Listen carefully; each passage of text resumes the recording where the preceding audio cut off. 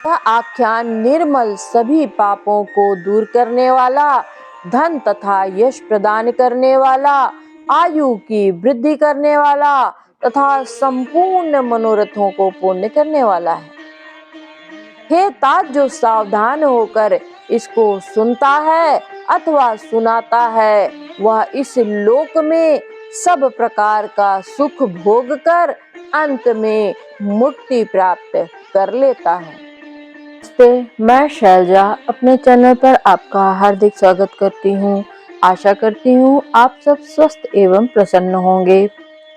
आज मैं शिव महापुराण की कथा 16वें अध्याय की कथा सुनाऊंगी।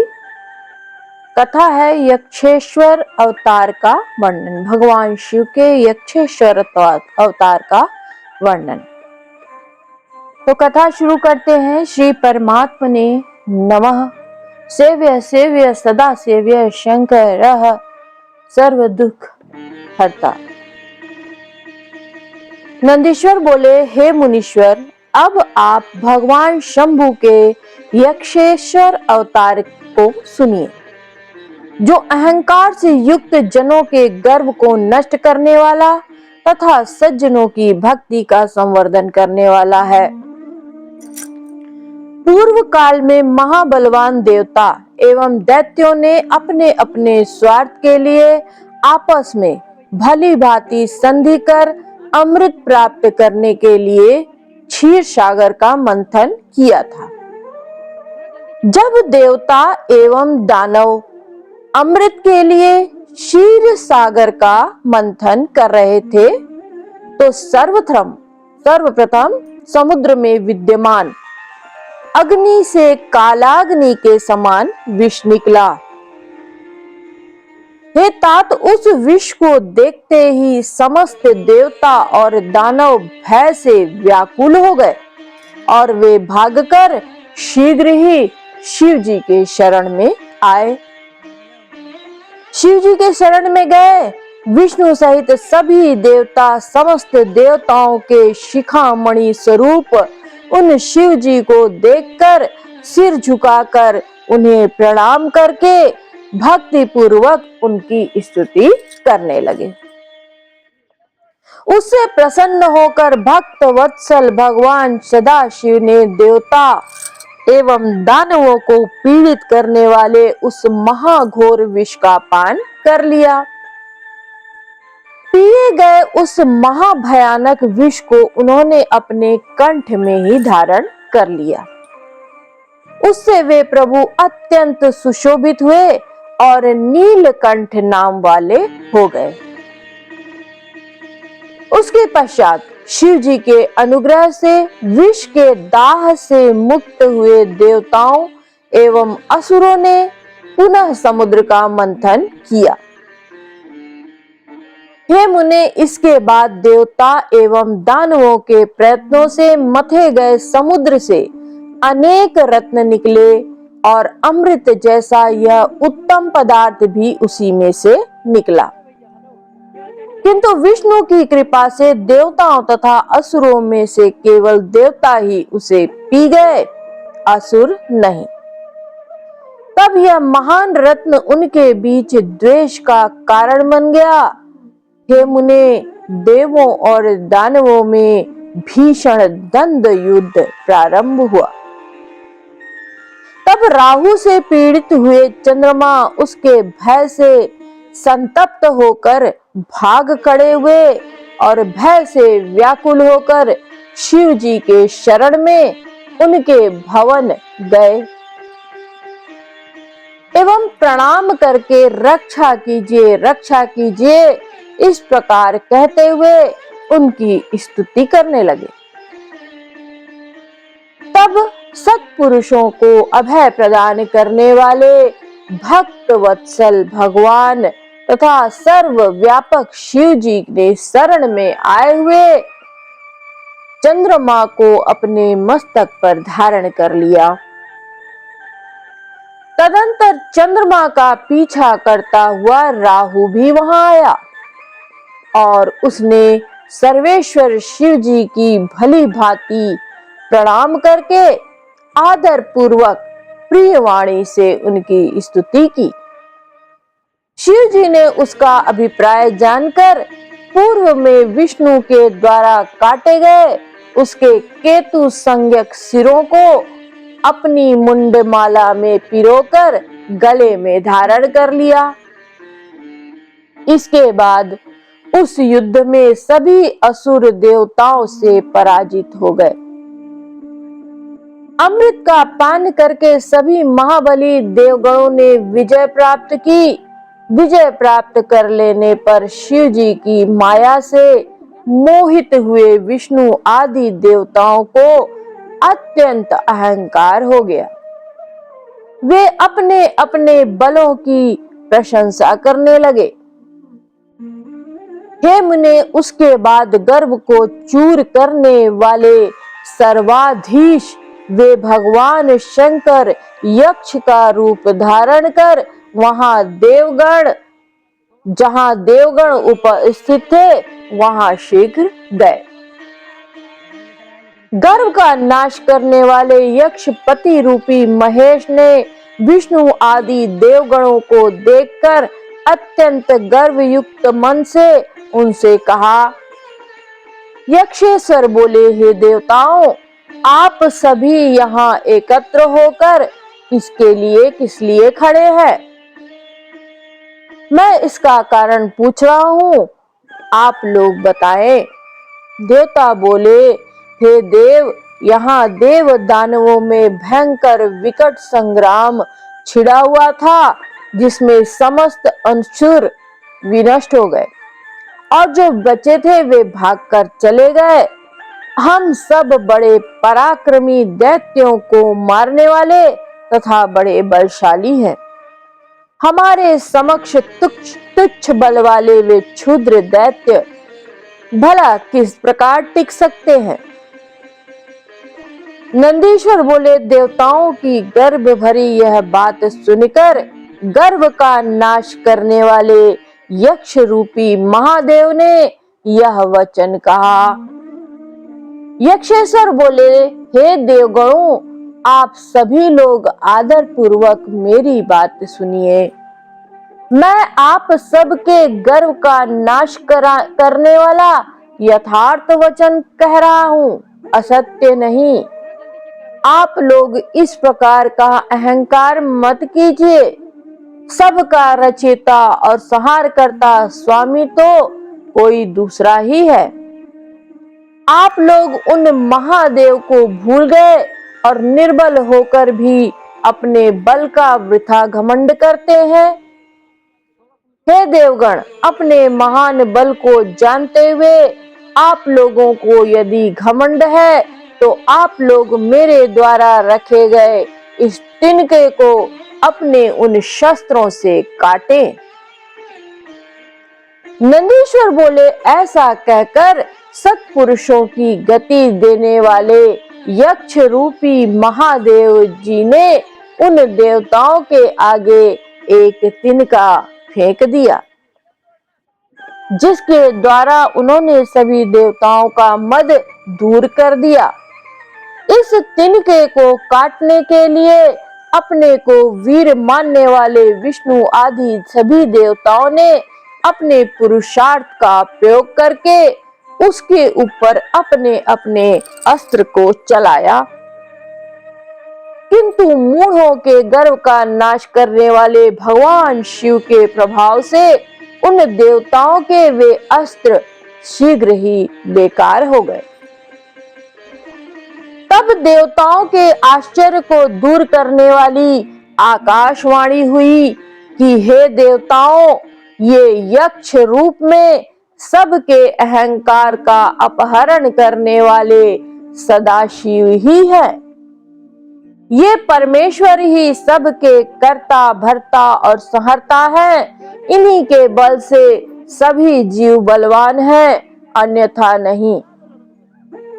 हे देवताओं, इनकी माया के प्रभाव से मोहित होकर तथा अहंकारवश आप लोग अपने ज्ञान मूर्ति स्वामी भगवान शिव को अभी तक पहचान नहीं सके। नंदीश्वर बोले, इस प्रकार की आकाशवाणी को सुनकर देवताओं का सारा गर्व दूर हो गया और वे अपने ईश्वर को पहचान गए। उन्होंने यक्षेश्वर को प्रणाम किया तथा उनकी स्तुति की। देवता बोले, हे देव देव, हे महादेव, सबके अभिमान को दूर करने वाले, हे यक्षेश्वर, महालीला करने वाले, हे प्रभु, आपकी माया अत्यंत अद्भुत है। हे प्रभु, यक्ष रूप धारण करने वाले आपकी माया से मोहित हुए हम लोग इस समय अपने को पृथक समझकर आपके सामने ही गर्वपूर्वक बोल रहे हैं। हे प्रभु, हे शंकर, हम आपकी ही कृपा से हमें इस समय ज्ञान हो गया है कि आप ही कर्ता हर्ता एवं भरता है, दूसरा नहीं। आप ही सभी जीवों की समस्त शक्तियों के प्रवर्तक एवं निवर्तक हैं। आप ही सर्वेश परमात्मा अव्यय एवं अद्वितीय हैं। आपने यक्षेश्वर का रूप धारण कर जो हम लोगों के मद को दूर कर दिया है, उसे हम लोग आप कृपालु के द्वारा किया गया परम अनुग्रह मानते हैं। उसके पश्चात वे यक्षेश्वर संपूर्ण देवताओं पर कृपा करते हुए उन्हें अनेक वचनों से समझाकर वहीं अंतर्ध्यान हो गए। हे मुनीश्वर, इस प्रकार शिव जी के यक्षेश्वर नामक अवतार का वर्णन कर दिया गया, जो सबको आनंद देने वाला तथा सुख प्रदान करने वाला है। यह यक्ष रूप प्रसन्न होने पर सज्जनों को अभय प्रदान करने वाला है। यह आख्यान अत्यंत निर्मल और सबके अभिमान को नष्ट करने वाला है। यह सत्पुरुषों को सर्वदा शांतिदायक एवं मनुष्यों को भोग एवं मोक्ष प्रदान करने वाला है। जो बुद्धिमान मनुष्य भक्ति से युक्त हो इसको सुनता अथवा सुनाता है, वह इस लोक में समस्त कामनाओं को प्राप्त कर लेता है और इसके बाद परम गति को प्राप्त होता है। अब 17वें अध्याय में भगवान शिव के महाकाल आदि प्रमुख 10 अवतारों का वर्णन है। नंदीश्वर बोले, हे सनत कुमार, अब आप उपासना कांड द्वारा सेवित महेश्वर के सर्वप्रथम होने वाले महाकाल आदि 10 प्रमुख अवतारों को भक्ति पूर्वक सुनिए। उनमें प्रथम महाकाल नामक अवतार है, जो सज्जनों को भोग एवं मोक्ष प्रदान करने वाला है। इस अवतार में उनकी शक्ति महाकाली है, जो भक्तों को अभीष्ट फल प्रदान करती है। दूसरा अवतार तार नाम से विख्यात है, जिनकी शक्ति तारा है। वे दोनों ही अपने भक्तों को सुख प्रदान करने वाले एवं भोग तथा मोक्ष देने वाले हैं। तीसरा अवतार बाल भुवनेश्वर के नाम से पुकारा जाता है। उनकी शक्ति बाला भुवनेश्वरी कही जाती है। वे सत्पुरुषों को सुख प्रदान करती है। चौथा अवतार षोडश नामक विद्वेश के रूप में हुआ है। षोडशी श्री विद्या उनकी महाशक्ति है। यह अवतार भक्तों को सुख प्रदान करने वाला तथा भोग एवं मोक्ष देने वाला है। पांचवा अवतार भैरव नाम से प्रसिद्ध है, जो भक्तों की कामनाओं को निरंतर पूर्ण करने वाला है। इनकी महाशक्ति गिरिजा भैरवी नाम से प्रसिद्ध है, जो सज्जनों एवं उपासकों की कामनाएं पूर्ण करते हैं। शिव का छठा अवतार छिन्न मस्तक नामक कहा गया है और उनकी महाशक्ति छिन्न मस्तका गिरिजा है। जो अपने भक्तों का मनोरथ पूर्ण करने वाली है। शिव के 7वें अवतार का नाम धूमवान है। जो संपूर्ण कामनाओं का फल प्रदान करने वाला है, उनकी शक्ति धूमावती है। उनकी शक्ति धूमावती है जो सज्जन उपासकों को फल देने वाली है। शिव जी का 8वां अवतार बगलामुख है। जो सुख देने वाला है, उनकी शक्ति बगलामुखी कही गई है, जो परम आनंद स्वरूपिणी है। शिव जी का 9वां अवतार मातंग नाम से विख्यात है और उनकी शक्ति मातंगी है, जो अपने भक्तों की समस्त कामनाओं का फल प्रदान करती हैं। शिव जी का कल्याणकारी 10वां अवतार कमल नाम वाला है, जो भोग और मोक्ष देने वाला है। उनकी शक्ति पार्वती नाम कमला है, जो भक्तों का पालन करती है। शिव जी के 10 अवतार हैं, जो सज्जनों एवं भक्तों को सर्वदा सुख देने वाले तथा उन्हें भुक्ति एवं मुक्ति प्रदान करने वाले हैं। महात्मा शिव के ये 10 अवतार निर्विकार रूप से सेवा करने वालों को निरंतर सभी प्रकार के सुख देते रहते हैं। हे मुने, मैंने शंकर जी के इन 10 अवतारों के महात्म्य का वर्णन किया है। इस महात्म्य को संपूर्ण कामनाओं को देने वाला कहा गया है तथा यह तंत्र शास्त्रों में निर्गुण है, ऐसा जानना चाहिए। हे मुने, इन अवतारों की आदि शक्तियों की महिमा भी अद्भुत है। इसे सभी कामनाओं को प्रदान करने वाली तथा तंत्र शास्त्र आदि में गोपित जानना चाहिए। ये शक्तियां दुष्टों को दंड देने वाली तथा ब्रह्म तेज का विवर्धन करने वाली है तथा शत्रु निग्रह आदि कार्य के लिए सर्वश्रेष्ठ कही गई हैं। हे ब्रह्मन, इस प्रकार मैंने शक्तियों सहित शिव जी के महाकाल आदि प्रमुख शुभ 10 अवतारों का वर्णन किया, जो भक्ति में तत्पर होकर सभी शैव पर्वों में शिव के इस निर्मल इतिहास को पढ़ता है, वह शिव का अत्यंत प्रिय हो जाता है। वह शिव का अत्यंत प्रिय हो जाता है। ब्राह्मण ब्रह्म तेज से युक्त तथा क्षत्रिय विजयी हो जाता है, वैश्य धनाधिपति हो जाता है एवं शूद्र सुख प्राप्त करता है।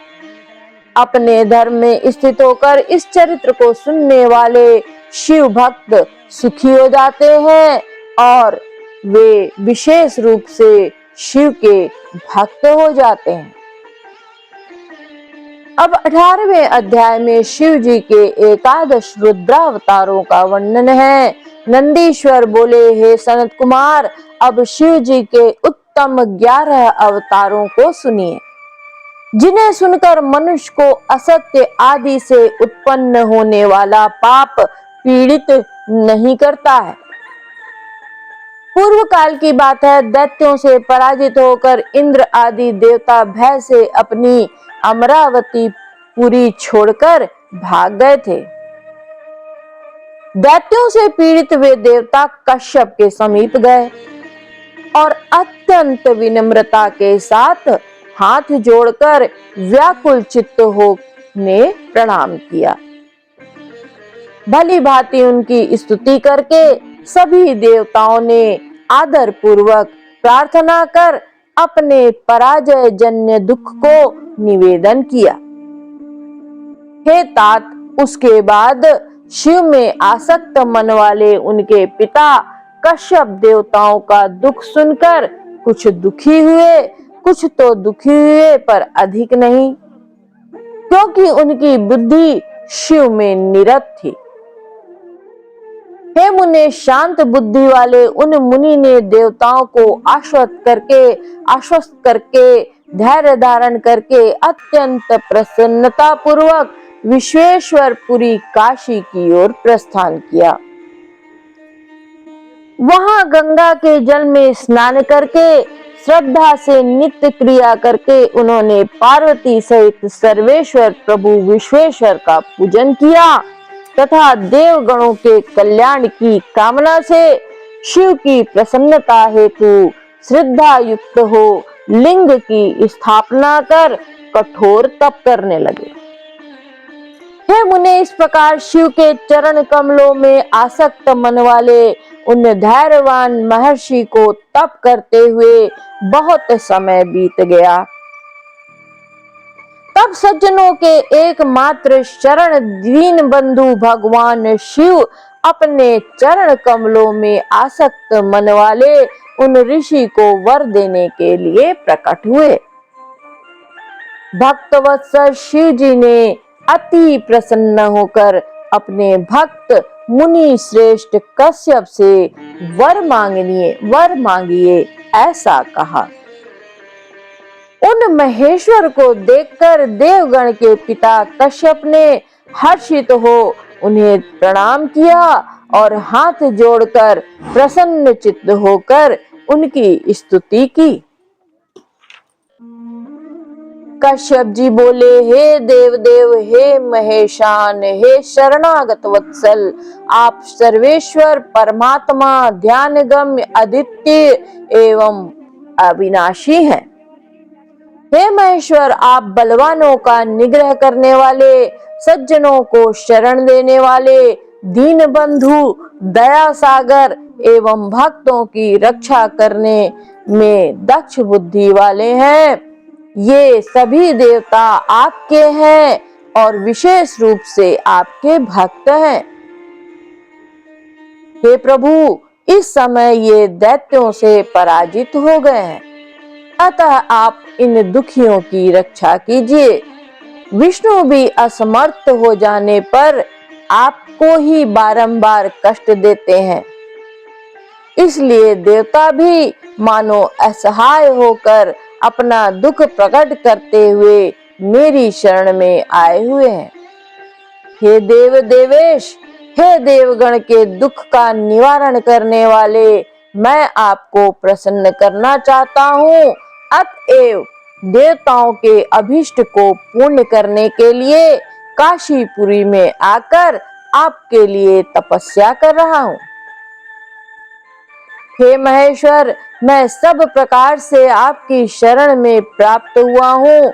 हे स्वामिन, मेरी कामना को पूर्ण कीजिए और देवताओं के दुख को दूर कीजिए। हे देवेश, मैं अपने पुत्रों के दुखों से विशेष रूप से दुखी हूँ। हे ईश, मुझे सुखी कीजिए, आप ही देवताओं के सहायक हैं।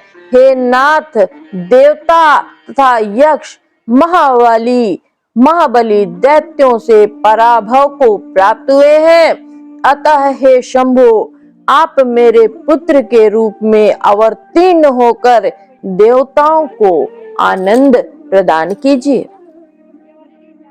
हे महेश्वर, हे प्रभु, जिस प्रकार इन देवताओं को दैत्यों के द्वारा की जाने वाली बाधा पीड़ित न करे, उस प्रकार आप सदा सभी देवताओं के सहायक बने। नंदीश्वर बोले, कश्यप के द्वारा इस प्रकार कहे जाने पर सर्वेश्वर हर भगवान शंकर जी तथास्तु कहकर उनके देखते देखते कह वहीं अंतर्धान हो गए। कश्यप जी भी अत्यंत प्रसन्न होकर शीघ्र अपने स्थान पर चले गए और उन्होंने आदर पूर्वक देवताओं से समस्त वृतांत कह सुनाया।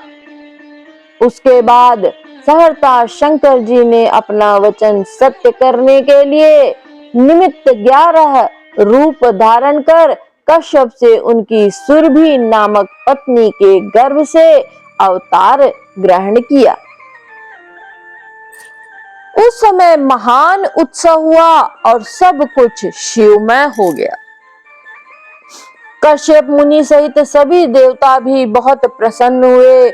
कपाली, पिंगल, भीम, वीरूपाक्ष, विलोहित, शास्ता, अजपाद, अहिर्बुधन्य, शंभु, चंड तथा भव ये 11 रुद्र सुरभि के पुत्र कहे गए। ये सुख के आवास स्थान रुद्रगण देवताओं की कार्य सिद्धि के लिए उत्पन्न हुए थे। वे कश्यप पुत्र रुद्रगण वीर तथा महान बल एवं पराक्रम वाले थे। इन्होंने संग्राम में देवताओं के सहायक बनकर दैत्यों का संहार कर डाला। उन रुद्रों की कृपा से इंद्र आदि सभी देवता दैत्यों को जीतकर निर्भय हो गए और स्वस्थ चित्त होकर अपना अपना राज्य कार्य संभालने लगे। आज भी शिव स्वरूप वे सभी महारुद्र देवताओं की रक्षा के लिए सदा स्वर्ग में विराजमान हैं। भक्त वत्सल एवं नाना प्रकार की लीला करने में निपुण वे सब ईशानपुरी में निवास करते हैं तथा वहां सदा रमण करते हैं। उनके अनुचर करोड़ों रुद्र कहे गए हैं, जो तीनों लोकों में विभक्त होकर चारों ओर सर्वत्र स्थित हैं। हे तात, इस प्रकार मैंने आपसे शंकर जी के अवतारों का वर्णन किया। ये 11 रुद्र सबको सुख प्रदान करने वाले हैं। यह आख्यान निर्मल सभी पापों को दूर करने वाला, धन तथा यश प्रदान करने वाला, आयु की वृद्धि करने वाला तथा संपूर्ण मनोरथों को पूर्ण करने वाला है। हे तात, जो सावधान होकर इसको सुनता है अथवा सुनाता है, वह इस लोक में सब प्रकार का सुख भोग कर अंत में मुक्ति प्राप्त कर लेता है।